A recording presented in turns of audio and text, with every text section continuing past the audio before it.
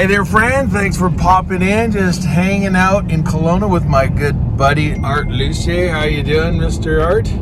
Hey, everyone. Crazy Métis here, and Gimli. Always with them. We are going to a outdoor worship, what are you calling it?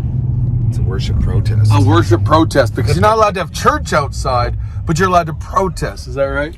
That's right. We're allowed 0 people in church as of 5 months as of today. For 5 months, we've been allowed 0 church. Church has been outlawed, banned for 5 months in British Columbia. And so how many services have you missed then? How many Sundays? None. Oh, no. You're one of those Hebrews 10:25 kind of guys. You know, the Bible actually says this. It's actually in the book, and so you've got permission here. The Bible says, do not give up meeting together, which some are in the habit of doing. And I want you to know right now, there are many who are in the habit of giving up gathering, but the Lord has called us together. There's wonderful graces that are released when we come together. 2 or 3 gather together in His name, and He says, I am there. And so there's value in gathering, and we need to be together. But we just had a wonderful couple days just seeking the Lord, being in His presence, had some wonderful impartation services here. Of course, I can't tell you where those were, but secret. And the underground church is arising, Art. Yeah, we've tripled, quadrupled in size in the last year. People getting saved, coming to the Lord, prodigals backslidden. With all the stuff going on in the world, people are like, especially the prodigals are like, we see what's going on and we feel it's time to be right with God. But also there's a whole bunch of unsaved people, addicts, different ones coming to the Lord in this time. Because when a group of people start to get excited, they start to affect other people. So today we're going outside though. We're not allowed to have church service. Well, outside we're allowed to. We're actually allowed to have a church service of 50 people. With masks, with social distancing. Social distancing with masks, 50 people. That's all. That's How many people did you have last week? 400. So, but it's not actually a church service. We're actually using our worship as a protest. The judge said you're allowed to protest, so we're protesting. Which is our God-given right under the Supremacy of God Constitutional Act of 1982. We're allowed to protest. We're allowed to assemble.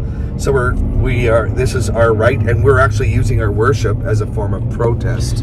Aren't you get in a lot of trouble? People think that you're a rebel of sorts. I know even me coming to preach free the last few days, you did get a fine. You get thousands of dollars of fine. The cops showed up at one of our meetings in the last few days. You got a fine for thousands of dollars. You get these fines all the time. Is it worth it? Is it bearing any fruit? If one soul, and there's been many who have been healed, delivered, set free, if one soul comes to Jesus, it's worth $10,000 in fines for us. And by the way, we're not doing what we do out of rebellion towards men, but in obedience to God. And as a pastor, as a shepherd, I cannot tell my sheep to stay home and be fearful. Not going to do it. I will not forsake the assembly. So it might look in rebellion towards men, but it's in obedience to God. Yeah. A lot of people sometimes they wonder, see, why do you say this stuff on social media? Why do you let everyone know you're meeting? Why do you talk about the underground gatherings? You're going to actually, people are going to know about it. You might even inspire other people to disobey. And that is the reason why. Not in a spirit of rebellion, but recognizing that we need each other. People are falling apart. Some of you watching this, you are hurting right now. You are lonely, you are broken, and you need somebody to wrap their arms around you, to hug you, to love you, to prophesy over you, to speak into your life. God created us to need each other. And so do not forsake gathering together. Even if you just have to find some little prayer group that's meeting in your town. Find those 4 radicals who are willing to get together, worship the Lord, and pray and seek God's face, and join them, because we need each other. God bless you. Thanks for watching. And hey, Art, Thanks for letting me run with you. Hey, man, thank you, Steve. God is definitely on the move. People are getting saved, healed, delivered, set free. Revival's in the air, but don't just stay home and be safe. Go and get God. Revival's coming, but don't miss it.